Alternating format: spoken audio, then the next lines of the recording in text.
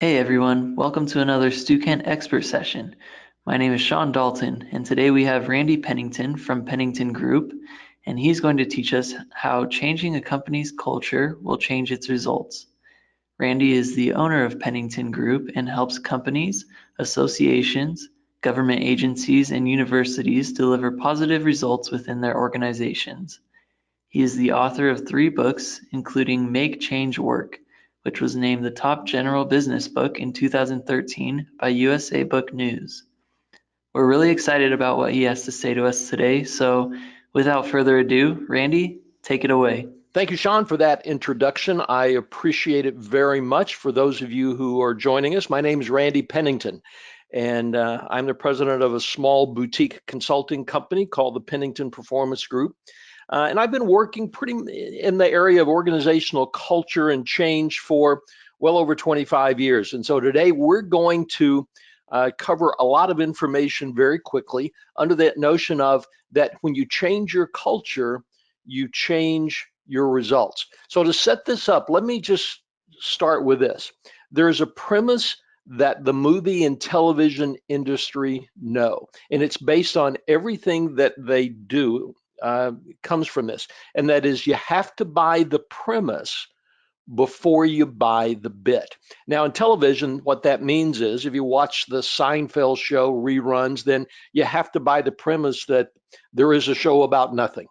Then you can buy the bit of the Seinfeld show. If you're watching Hulu at the time of this recording, there's a wonderful show on there called The Handmaid's Tale. You have to buy the premise that the world has changed, that a part of the country has split off, and that they have taken over and they're kidnapping women who can bear children. If you don't buy that premise, you don't buy the entire bit of the show. Well, in business, that works too, or at least for today it does. And here's the premise that we have to operate from today, is that the culture always wins. So at the end of the day, you can have a great strategy, but a mediocre culture, and the culture will win out. You'll have a mediocre company. If you have a mediocre strategy, though, and a great culture, the culture will find a way to make the strategy a success. You can have a wonderful brand promise to the marketplace. It can be amazing, but if the culture doesn't support that from the business, then the culture will be what they experience in that brand, not what you say it is. Likewise, though, you can have a brand promise that doesn't really distinguish you from anyone else in the marketplace. But if your culture is focused on delivering amazing results and amazing experiences to customers, then all of a sudden that becomes your brand in the marketplace. Lou Gerstner is one of the very few people who has been able to actually change a culture.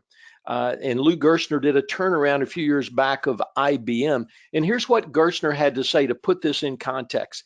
Gerstner said that everything you do to try to adapt and change and renew a company, whether it's organizational change or marketing or finance or HR, takes place in the crucible of the culture. It takes place in the crucible of the culture.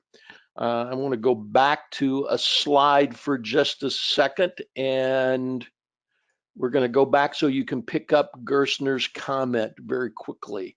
Yeah, everything that you do exists within the crucible of the culture. So the news is this: your culture, the culture of the organization, is uniquely designed right now to deliver exactly the same results and sustain exactly the same relationships that you're achieving today. So let's look at companies with great cultures. One name that comes to mind when I ask people about this is Zappos. And the Zappos culture is uniquely designed to create those customer experiences that they have today. It also sustains the relationships with their associates so that their associates are absolutely maniacal in their passion for achieving success at Zappos.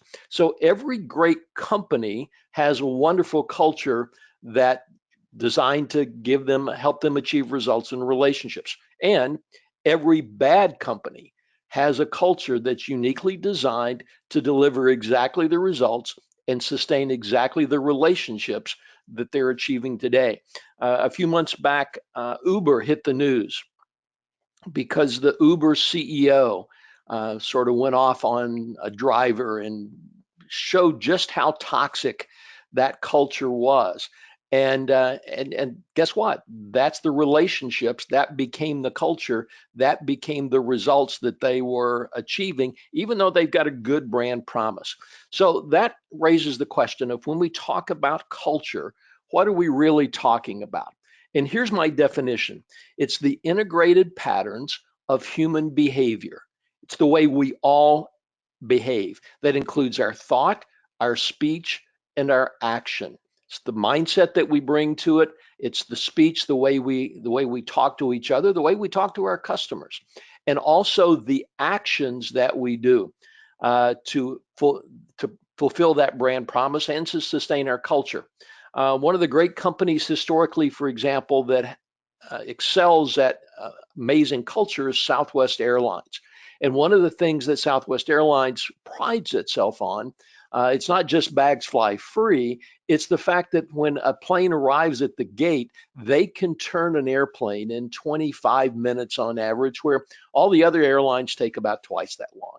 So that becomes part of their culture. Yes, you can write a policy as a leader that says this is what we do, but anyone that's ever worked for a company or a boss knows that there's always ways to get around the policy if that's what you want to do. So it has to become the culture. It's the way we do things around here that define what we truly believe about the importance of people, about the importance of performance, and about the importance of productivity. So if you strip all that away, a culture comes down to shared purpose. We're all here for the same reasons, shared values, assumptions, and belief. We all hold the same things to be important, shared performance, expectations, and standards. We all understand what a win looks like and what's expected of us. And then we work like crazy to make sure that happens. And it's shared language, legends, and symbols. The stories that we tell all promote the culture, the symbols of who gets promoted, who doesn't get promoted, who gets fired, who doesn't get fired. All are in line with the culture. Key word there, of course, is shared, and that's the challenge. Truthfully, it's much easier to start a company up with a great culture than it is to change a culture. And I'm going to tell you a little bit more about that later, but just kind of keep that in your mind, that when you look at companies with great cultures that are celebrated, the Zappos, the Southwest Airlines, the Googles, the Wegmans, if you live in the Northeast, the Wegmans supermarket chain, all those companies really began with great cultures from the outset. It's very, very difficult to change a culture, but when you do, it dramatically changes the results. Just to summarize kind of where we are today, then, every organization, every team, even every community where you live has a culture. You can't not have a culture. So the only question from a business standpoint that business leaders have to decide is, will your current culture sustain and enable you to deliver the results that you need in the future? So for example, if you need as a company innovation in the future in order to succeed and thrive, will your current culture sustain and enable that innovation to take place, or does it kill off new ideas before they have a chance to grow? If you need a culture that has a higher level of service than you have today, will your current culture allow that, or will it choke off and continue to reinforce poor service? So the challenge from a leadership standpoint comes down to this, and I think you probably picked that up already. How do we create a common set of unifying values, assumptions, beliefs, and habits that drive actionable performance and behavior toward a shared purpose. That's the challenge of changing the culture. That's the challenge of sustaining the culture that you have. And it really comes down to how do we create that set of unified values, assumptions, beliefs, and habits. When one team does it, that's a culture for that team, but it's not necessarily a culture for the company. When only the CEO has a certain set of values, assumptions, and beliefs, that's a culture, that's the belief system of the CEO, but it's not the culture of the company. So the real challenge is it doesn't become a culture until everyone gets it. So in the time that we have, I'm going to give you four ideas to help you get there. And here are the four ideas that we're going to talk about very briefly. One, define the future. Second, create the habits. Third, maintain the urgency. And fourth, demonstrate the discipline. Define the future, create the habits, maintain the urgency, and demonstrate the discipline. Here's the first idea. Let's jump into it. Is how do you define what your future culture needs to be? And that's what the challenge of defining the future. What does your culture need to be in the future? So the better question then that leaders have to ask is, what does our culture need to be in order to continue to be relevant to our customers, to our staff, and to our business partners? Now that's different than what it is today. It's what does it need to be in order to be relevant? One of the biggest challenges every business faces today is continued relevance in the marketplace. When you think about relevant companies, if you go back historically, Sears should have been Amazon. Now let's set that for a second. The Sears company should have been Amazon, but the culture didn't provide that. Now they had some strategy issues too, but the culture didn't promote the innovation. It didn't promote the forward looking. You see, Sears had Amazon before there was Amazon. It was called the Sears and Roebuck catalog. Everybody got one. They had addresses. They knew how to ship things.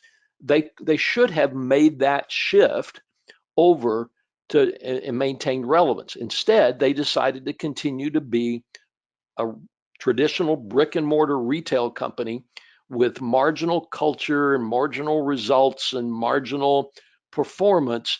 And they didn't ask that question about what does the culture need to be to go forward. So from an operational standpoint, if you're a leader, here's the question that you have to ask your team. If our culture is our habits, then what does the culture need to be? How do we need to how do we need to perform? How do we need to behave? How do we need to treat our customers? How do we need to treat each other? How do we treat our business partners? What do you want them to say about you? That's the culture that you have to have in defining the future. That takes us then to the second step, and that is you have to create the habits. You have to create the habits. And creating the habits really is how culture is formed. This is one of my favorite charts of the entire presentation, and that is because it shows how culture develops, and it starts at the bottom, and it starts with the choices that you make, the clear and present choices, which you know what those are if you've defined the future. If you answered that first question, now you get to say, all right, how do I move forward? Well, you make clear choices around that. We know that choice, where you put your focus, drives action.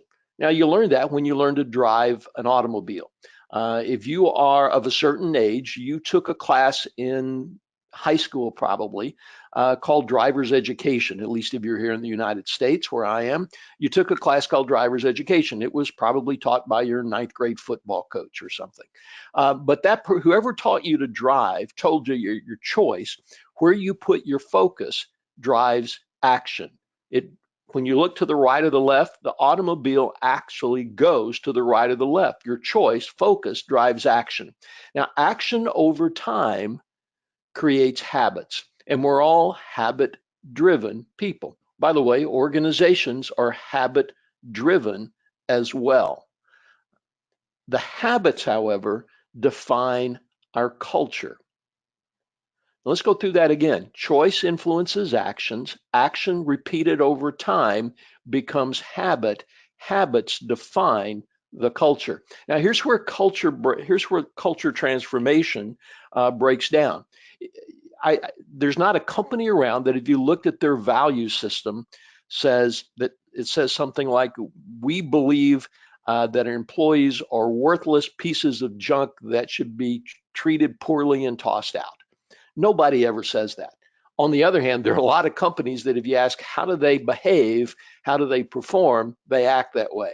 So where did it break down? Well, first off, if they made the choice, if they actually made that choice, they didn't follow through on the actions. All right, so if we make that choice, what does that mean?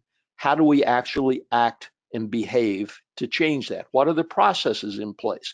What's the structure in place? What's the training in place? How do we drive the action? And then those over time become reinforced into a habit.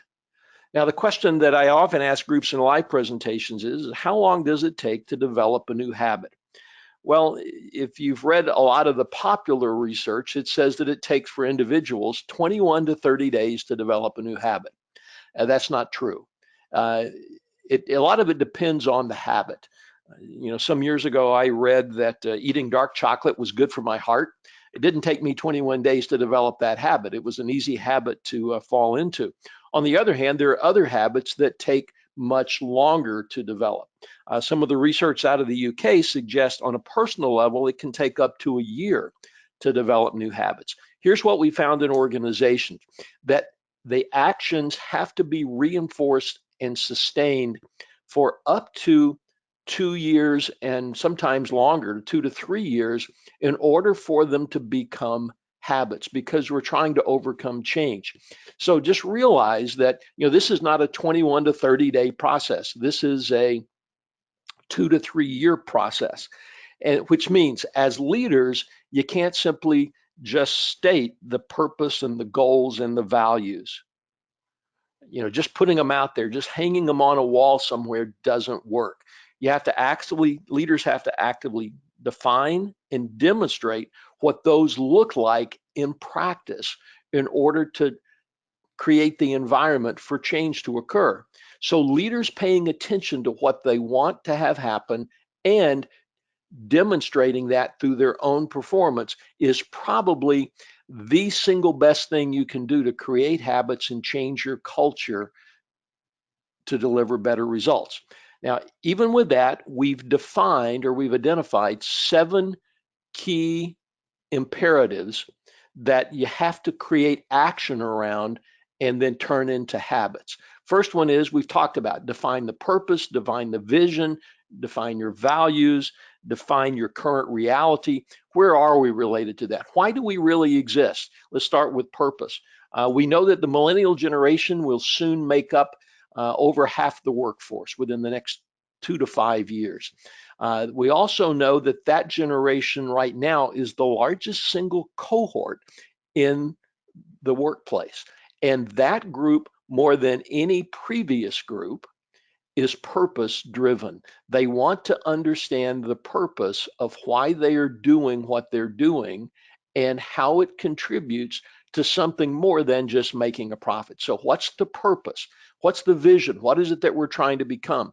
What are our values?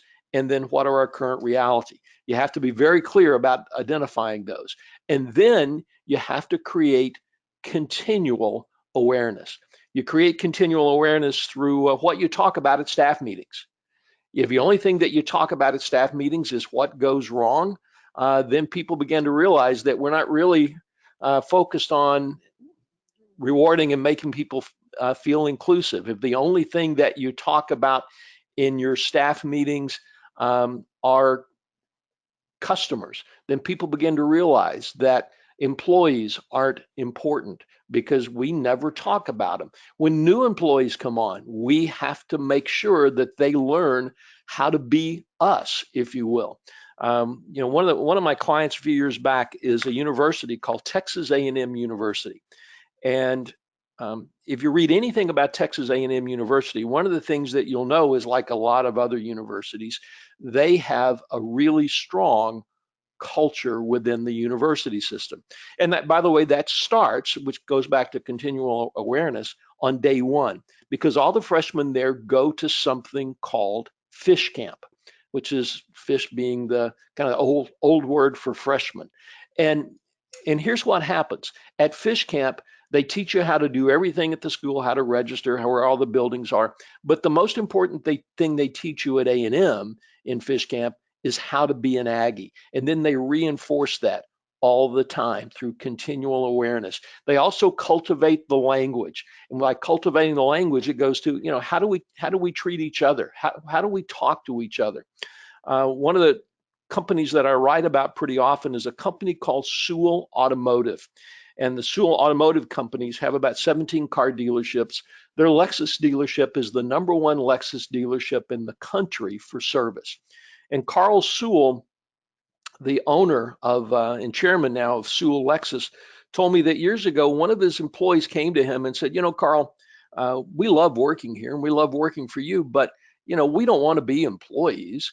Employees don't make us feel like, it makes us feel like that we're sort of subservient. And what you're trying to create is this culture where everyone feels good to contribute. So let's change the language. And so from that point forward, Sewell started cultivating the language. This is, we call our people associates, because that's what they are. It doesn't matter where you are, you're always an associate. Words have meaning, and so cultivating the language is important. Leverage the legends and symbols. Legends and symbols the symbols go to, who do we hire? Who do we promote? Who do we reward? When we recognize people, what do we recognize them for? What are the stories that we tell at staff meetings? Who do we talk about? How do we leverage those? And great companies always tell great stories, and they tell them all the time. Then they have to build and maintain the competencies. Saying that our culture is about efficiency, for example, or service or innovation is great, but that doesn't work if people can't do what we ask them to do. So there's an ongoing effort to build and maintain the competencies. Years ago, I used to be an administrator at a hospital, and that's one of the things that we hung our hat on, is that we wanted a highly trained, competent staff. And so we defined for every position what are the minimum training requirements, and every manager was held accountable for making sure that at least 80% of all their staff had met minimum competency requirements at all times. Next, align structure, process, and procedure. Structure, process, and procedure create habits. To say we want a culture of service and the procedure is people can't make a decision without checking it with 3 levels above them, you've just wrecked your culture. Saying that we want a culture of collaboration, but the organizational structure promotes silos. It doesn't. You've just done your culture in. Saying that you want a culture of excellence, but yet there are no repeatable processes, so that people coming into the job just have to learn it on their own, and there's no repeatable process. All of a sudden, your culture doesn't work. Now, if one of the things that you're noticing, I hope, is that culture, and the way I talk about it, is not just about how people feel about working there.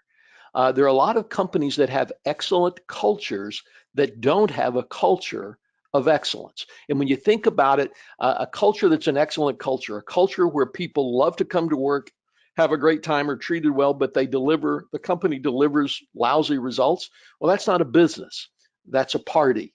And so what we're talking about is the process, the procedure, the structures, the competencies that focus not just on how people are treated and how they feel about working there, but about how customers feel about working with us. And then we have to actively strengthen the group and assimilate new members. What's your onboarding process? Going back to that question of how do we teach people and reinforce how to be us. Now, once you get started, here's the next idea. Once you get started, the hard part's going to be maintain the urgency, because we tend to look at the world through programs, and programs become something with starting and ending, and sooner or later the program dies. You have to understand the importance of culture never goes away. It's not a new program. It's a way of thinking that drives everything you do forever. So to maintain the urgency, you have to start thinking about this is not something that is a change program, because change programs don't work.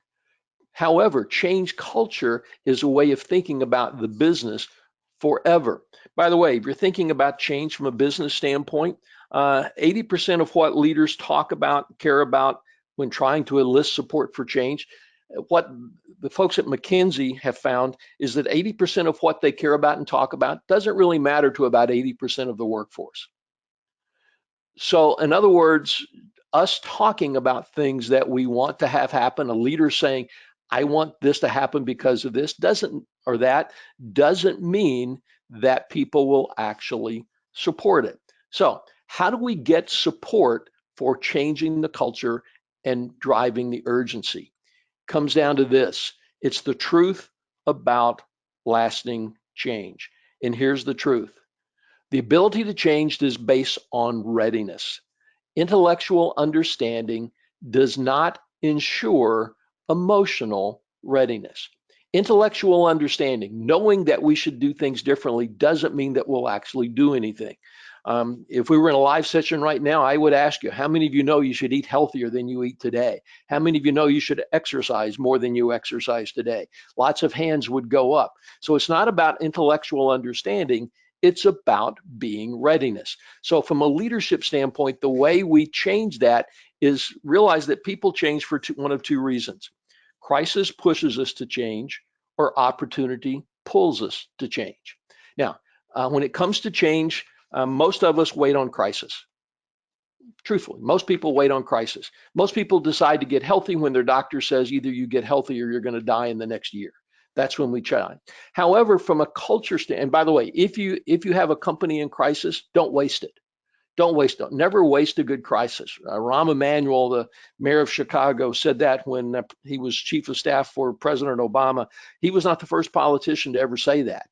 Never waste a good crisis. But if you're trying to go from good to great, as Jim Collins would say, or from better to best, as you think about it, then we have to look at opportunity. Opportunity pulls us to change, and the opportunity has to be a compelling one that enlists people to support you and get you excited. I'm going to give you one more idea, and that's demonstrate the discipline. This is really about accountability. You see, most organizations don't hold themselves accountable for developing and sustaining a culture.